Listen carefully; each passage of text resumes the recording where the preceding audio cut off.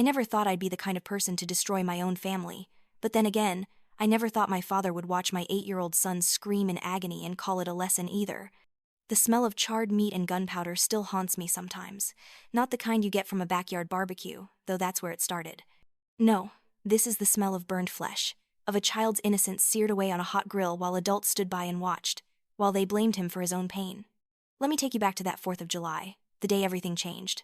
My parents, Al and Brenda Morrison, lived in one of those picture-perfect colonial homes in Harmony Creek, Connecticut. White picket fence, manicured lawn, American flag hanging from the porch year-round. My father ran Morrison Construction, and my mother ran everything else, from the country club events to the local charity galas. They were pillars of the community. And me? I was the disappointing daughter who'd gotten pregnant at 19, dropped out of Yale, and had the audacity to raise my son Noah as a single mother.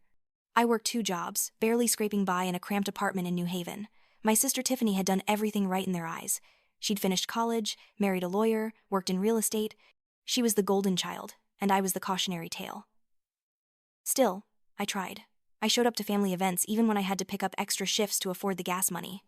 I smiled through the passive-aggressive comments. Because Noah deserved to know his grandparents.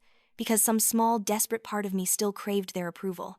That 4th of July, I should have seen the warning signs when my mother insisted we come to their annual Independence Day party. The backyard was packed with neighbors and business associates. My father stood by his brand-new Weber grill, holding court. My mother was everywhere, straightening napkins, wiping invisible spots, her smile frozen in place. Noah clutched my hand as we walked through the gate. He was 8 years old, small for his age, sensitive. Loud noises made him anxious. Crowds overwhelmed him. My father just called it coddling and said I was raising him to be soft. My mother spotted us immediately. "Clara," she said, using my given name even though I'd been going by Vivian since college. "You made it. Did you brush your hair this morning, sweetie?" she asked Noah, who shrunk behind me. My father saw us and his face lit up in that performative way. "There's my grandson." He clapped Noah on the shoulder so hard the boy stumbled forward. "You ready to have some fun? This is how real Americans celebrate freedom." "Speak up, son, men don't mumble. You're not one of those soft city kids, are you?" He laughed, but there was an edge to it. "He's fine, Dad," I said, maybe too quickly. "It's just loud." Well, he better get used to it. Boy needs to toughen up. I wanted to leave right then, but that treacherous voice in my head whispered that I was being too sensitive, that if I left now it would cause a scene, so I stayed. Tiffany arrived later, wearing a red sundress, her husband Brad in tow. She air-kissed my mother, posed for photos, and completely ignored Noah and me for 20 minutes. When she finally acknowledged us, it was with a once-over and a thin smile. "Viv, that's an interesting outfit. Very casual. I could never pull off that whole relaxed vibe." As the sun began to set, the party shifted. More people arrived. The music got louder. Someone set off firecrackers, and Noah jumped so hard he spilled his cup of water. My mother appeared instantly. "Noah, be careful. You almost got water on the cushions. These are new." "I'm sorry," Noah whispered, his eyes filling with tears. "It's fine, Mom," I said, grabbing napkins. "It's just water." "That's not the point, Clara. He needs to be more aware. You let him get away with too much." Around 7:30, my father announced it was time to eat. He stood by the grill like a king, flipping burgers and hot dogs. The grill was massive, all gleaming stainless steel, radiating heat. People lined up with paper plates. Noah and I waited at the back. I could see he was getting tired, overwhelmed. "We'll eat quick and then we can go, okay?" I told him quietly. That's when everything went wrong. A man I didn't recognize, clearly several beers deep, came stumbling through the crowd. Noah tried to move out of his way. In his haste, he stepped backward and bumped into a small side table. I saw it happening in slow motion. The table wobbled. A red Solo cup full of cherry soda tipped over. The bright red liquid cascaded down, splashing across the pristine patio stones, and onto my father's white khaki pants. The party didn't stop immediately, but there was a ripple effect. The red stains spread across his thigh. People nearby stopped talking. My father looked down at his pants. Then he looked at Noah. The expression on his face made my blood run cold. It wasn't just anger. It was rage mixed with humiliation. Time seemed to slow down. Before I could speak, my father moved. "You stupid little brat," he snarled. "You can't do anything right, can you? You always ruin everything." Noah froze, his face crumpling. "I didn't mean to. I'm sorry, Grandpa. Shut up." He grabbed Noah by the arm, his fingers digging in. "I'm sick of your excuses. Maybe this will teach you to be more careful." He yanked Noah sideways, hard. Noah stumbled, his feet tangling, and he fell forward, directly toward the grill. I screamed. Noah's arm hit the edge of the hot grill grate. The sizzle was quick, barely a second, but it sounded like it lasted forever. That wet, terrible sound of skin meeting metal that was hundreds of degrees hot. And then Noah was screaming, a high-pitched wail of pure agony. I lunged forward. Noah pulled his arm back, and I could see the angry red welt forming across his forearm, maybe 4 inches long. Blisters were already beginning to rise. He was sobbing, holding his injured arm against his chest. My father stepped back, but not with horror. He looked annoyed. Inconvenienced. "Oh, come on," he said, loud enough for people to hear. "It's barely a scratch. A little burn will teach him a lesson about paying attention." I couldn't breathe. I grabbed Noah, pulling him into my arms as he sobbed against my shoulder. His whole body was shaking. "What did you do?" I heard myself say. "What did you just do to my son?" My father's face hardened. "Don't you dare take that tone with me in my own house. It was an accident. He shouldn't have been so clumsy." "You pushed him into a hot grill.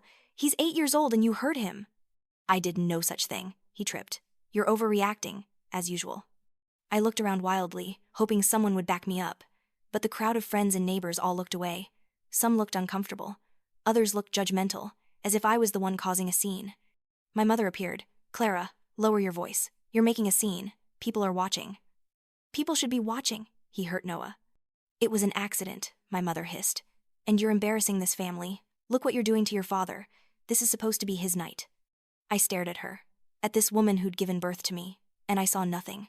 No empathy, no concern for her grandson who was still crying, just anger that I'd disrupted her perfect party. Tiffany pushed through the crowd. "Jesus, Viv, seriously? Way to make everything about you. It's just a little bump. You're being so dramatic." Something inside me broke completely. I looked at my father with his cold eyes. I looked at my mother, more concerned about her furniture than her grandson. I looked at my sister, scrolling through her phone. I realized with crystalline clarity that I was alone, that Noah and I were surrounded by people who would never protect us, never choose us. "We're leaving," I said quietly. I scooped Noah up. He wrapped his legs around my waist and buried his face in my neck, still crying. "Don't you walk away from me," my father called after me. "Clara, get back here." But we were done. I carried Noah through the house, past the shocked guests, past the decorations that suddenly seemed obscene. I didn't stop until we reached my car. My hands were shaking so badly I could barely get the key in the ignition. I turned on the dome light and carefully examined his arm. The burn was worse than I'd initially thought. Bright red with white patches, several blisters. This needed medical attention. I drove to the nearest urgent care center. Noah had stopped crying by then, gone quiet and withdrawn in a way that scared me more than the tears. "Does it hurt a lot, baby?" I asked him. He nodded but didn't speak. Then, in a small voice, he asked, "Why did Grandpa push me?" The question hit me like a physical blow. I had to pull over because I couldn't see through the tears.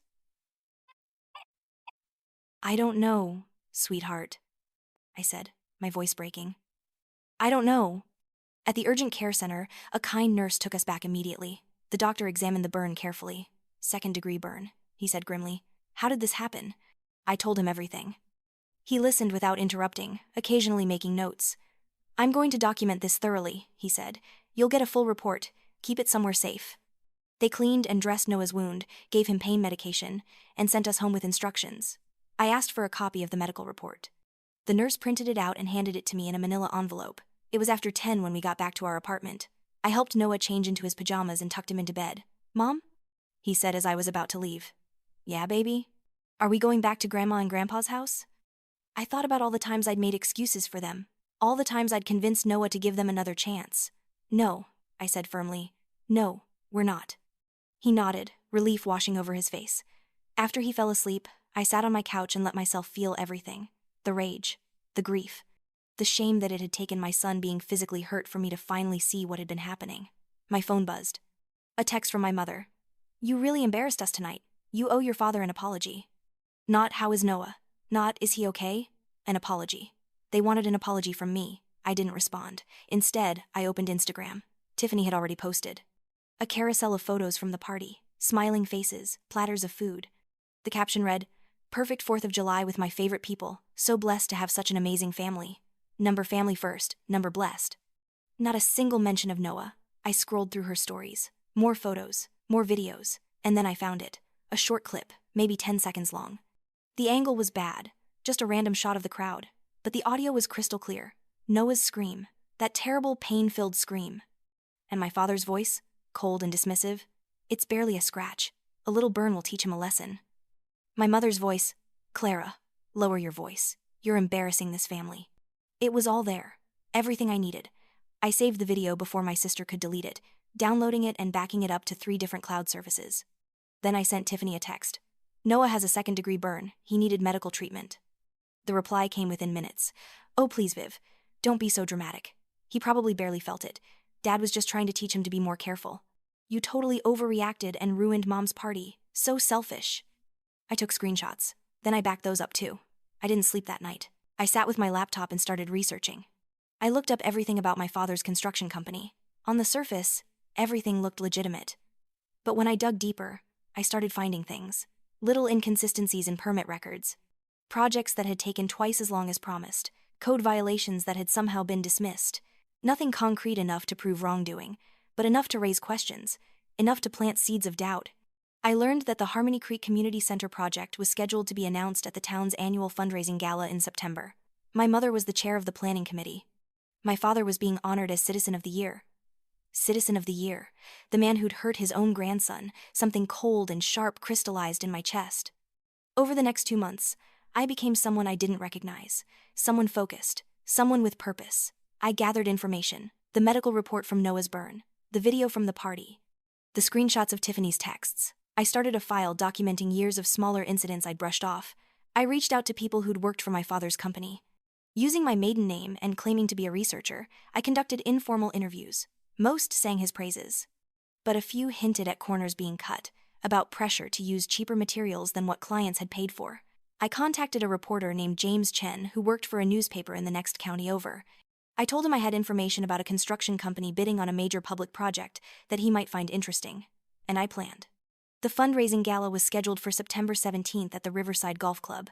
Tickets were $300 each. My father would receive the Citizen of the Year award from the mayor himself. This was my mother's masterpiece, the culmination of years of social climbing. I used a significant chunk of my savings to buy a ticket. I told no one. I bought a dress from a consignment shop, got my hair done. I practiced looking calm and confident. Noah stayed with a friend that night. I arrived at the golf club at 7. The sun was setting, painting the sky orange and pink. The clubhouse was lit up like a palace. Luxury cars filled the parking lot. I joined the stream of guests. At check-in, I gave my name. The volunteer handed me a name tag and a program, smiling politely. The ballroom was spectacular. Round tables with white linens, elaborate centerpieces, a stage at the front with a podium and a large screen. I saw my mother immediately, gliding from table to table in a silver gown. My father was near the bar, surrounded by men in suits, looking prosperous in a tuxedo. Tiffany was taking selfies near the floral arrangements. I stayed near the back, blending into the crowd. My mother spotted me as people were finding their seats. I saw surprise, confusion, displeasure cross her face before she forced a smile. She made her way over. Clara, what are you doing here? It's a community event, I said pleasantly. I'm part of the community. You didn't tell us you were coming. I didn't realize I needed permission. Her smile was frozen. We'll talk later, she said, and glided away. I found my seat and waited. Dinner was served.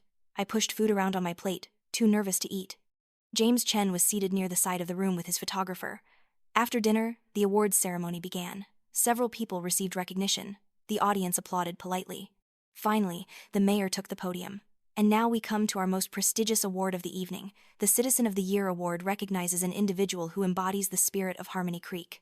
He went on, listing my father's accomplishments, the business he'd built, the jobs he'd created, the charitable donations. This year's recipient is a man who truly understands the meaning of family values and community service.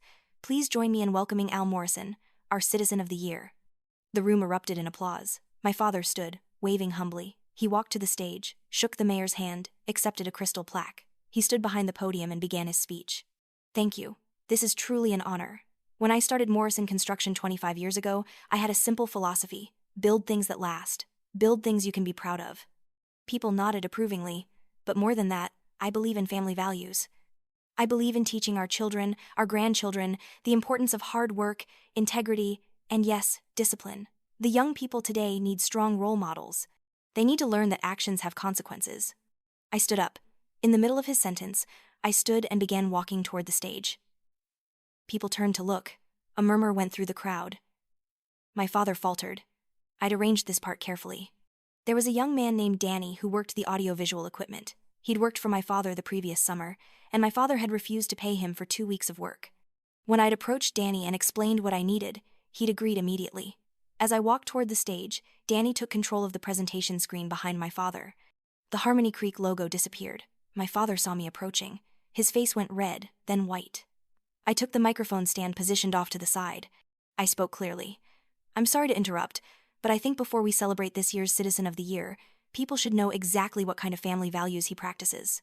The room went silent. My mother half rose from her seat. My father stood frozen. "My name is Clara Morrison. I'm Al Morrison's daughter, the disappointing one, and this is my father's grandson, Noah, about 2 months ago." I nodded to Danny. The screen lit up with Noah's school photo. He was smiling, showing the gap where he'd lost a tooth. Then the photo changed to one I'd taken at urgent care. Noah's arm, the burn angry and red, blisters forming, his face tear-stained. Gasps rippled through the audience. "This is a second-degree burn," I said. "Noah got this burn when my father grabbed him at a party and threw him into a hot grill. My son was 8 years old." "That's not," my father started, but I kept talking. "But don't take my word for it. Let's listen to what happened." Danny played the audio clip. Noah's scream filled the ballroom. It was worse amplified, echoing off the walls. People winced. Then my father's voice. "It's barely a scratch. A little burn will teach him a lesson." My mother's voice. "You're embarrassing this family." The silence that followed was absolute. "This is what my sister texted me when I told her Noah had to go to urgent care." Danny projected the screenshots. Tiffany's words appeared in letters 3 feet high. "Oh please, Viv, don't be so dramatic. He probably barely felt it. Dad was just trying to teach him to be more careful." Heads turned toward my sister. She'd gone white. "This is the medical report from that night." The document appeared on screen. Second-degree burn on an 8-year-old child.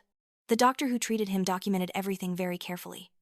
I looked directly at my father, gripping the podium, his mouth opening and closing. "This is the man you're honoring tonight. A man who hurt a child and called it teaching a lesson. A man whose wife was more concerned about her patio furniture than her grandson's injury." I paused, letting that sink in. "But here's what really concerns me. Al Morrison is about to be awarded a major contract to build our community center. A place where our children will go to swim, to play, to learn." I pulled out papers from my bag. So I started looking into Morrison Construction's track record, and I found some interesting patterns. Projects that went over budget but under quality. Materials that were supposed to be one grade but complaints suggest something cheaper was used. Code violations that somehow got dismissed.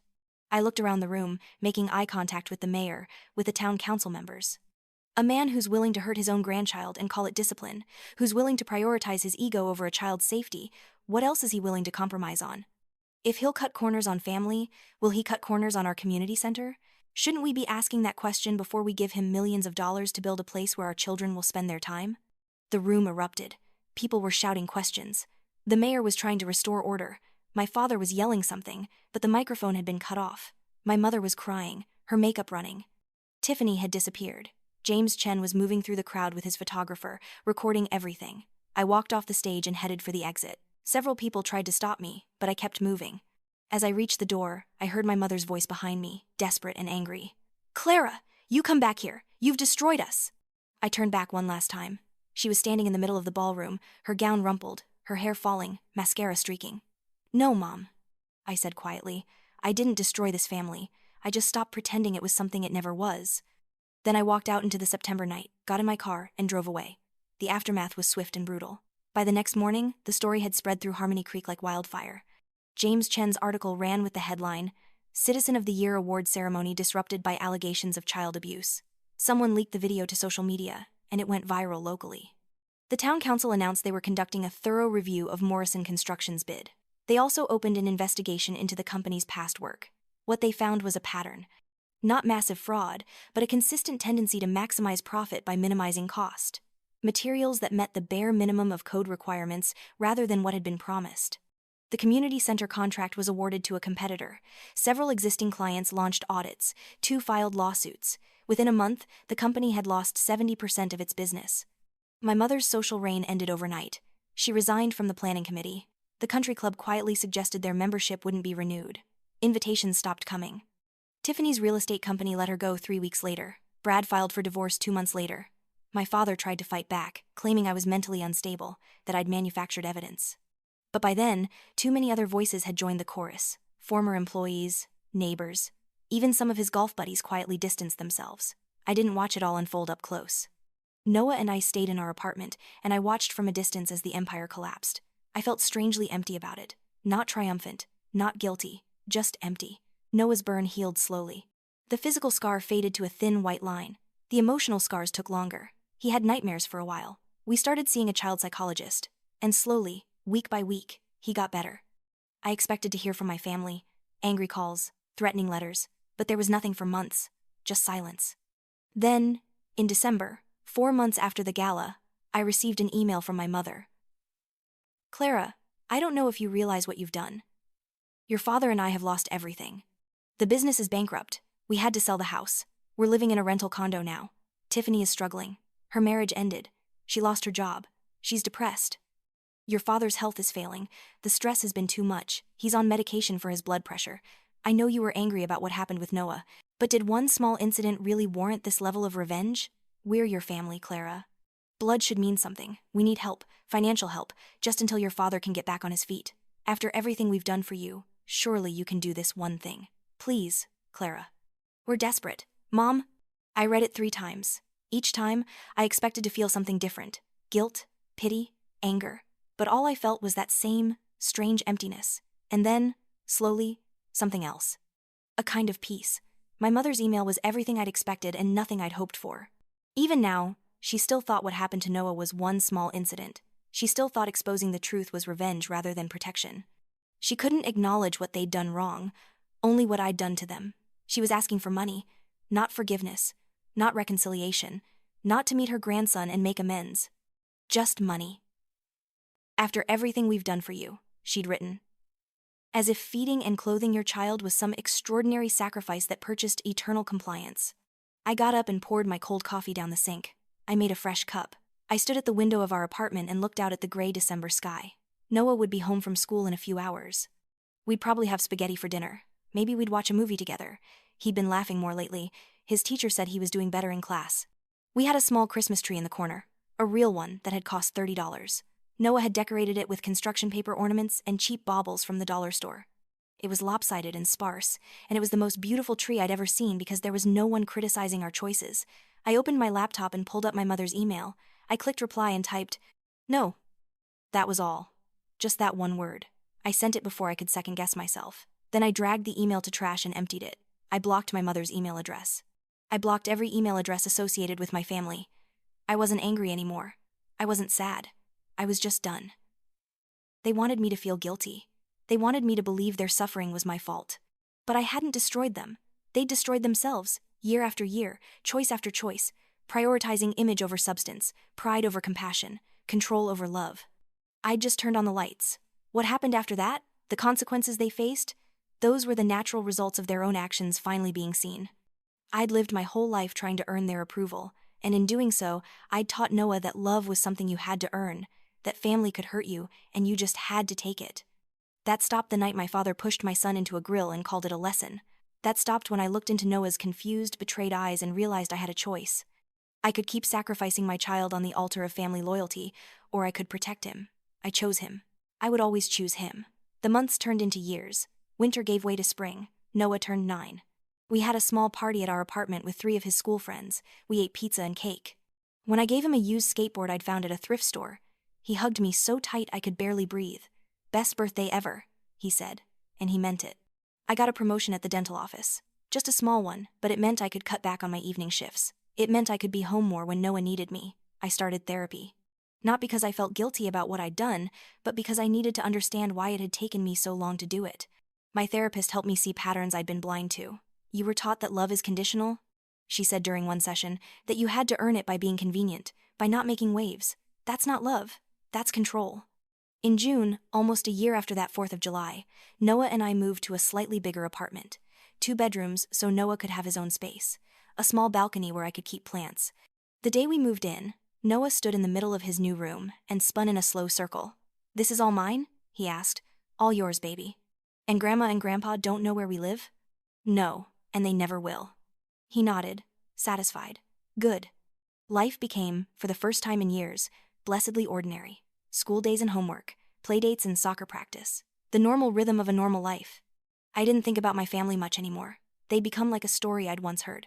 sometimes I'd catch myself still following one of their rules, still shaped by their expectations. In those moments, I'd pause, reconsider, and then do what I actually wanted to do. 2 years passed. Then 3. Noah grew taller, more confident. He made the middle school soccer team. He had friends over. He laughed easily. The scar on his arm faded to almost nothing. He'd talk about that night sometimes, matter-of-factly. "I had this weird grandpa," he told a friend once. "He was mean, so we don't see him anymore." "That sucks," the friend said. "Not really," Noah replied. "We're better without him." I dated occasionally, nothing serious, but I learned I could let people get close without losing myself. I learned I could set boundaries without apologizing for them. I didn't hear from my family again after that one-word response. I sometimes wondered what happened to them, if they'd rebuilt their lives.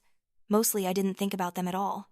On Noah's 13th birthday, we went out for dinner at his favorite burger place. We sat across from each other in a vinyl booth, and I watched him talk enthusiastically about trying out for the school basketball team. "You know," he said, pausing mid-bite, "I was thinking about that 4th of July, the burn and everything." My heart clenched. "Yeah?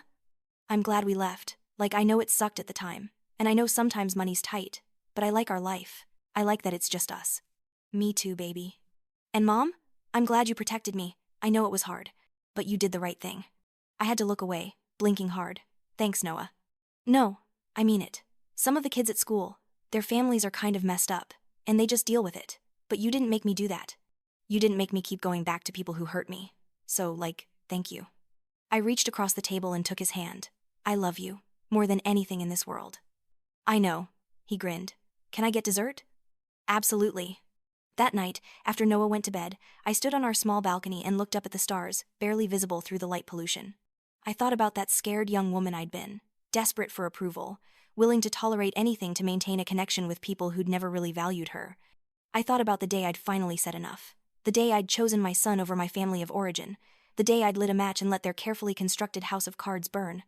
I didn't regret it. I never would, because that fire had freed us. It had cleared away the rot, the pretense, the toxicity. We'd walked through the ashes and built something new on the other side, something small but genuine, something that was ours. I'd been taught that family was everything, that blood was thicker than water, that you endured whatever they dealt out because that's what loyalty meant. But I'd learned something different. I'd learned that sometimes the most loyal thing you can do is walk away. Sometimes protecting yourself and your child isn't betrayal, it's survival. Sometimes the family you build is more real than the family you were born into. I'd set fire to the bridges that connected me to my past. And from those ashes, I'd built a future worth living. That was enough. More than enough. That was everything.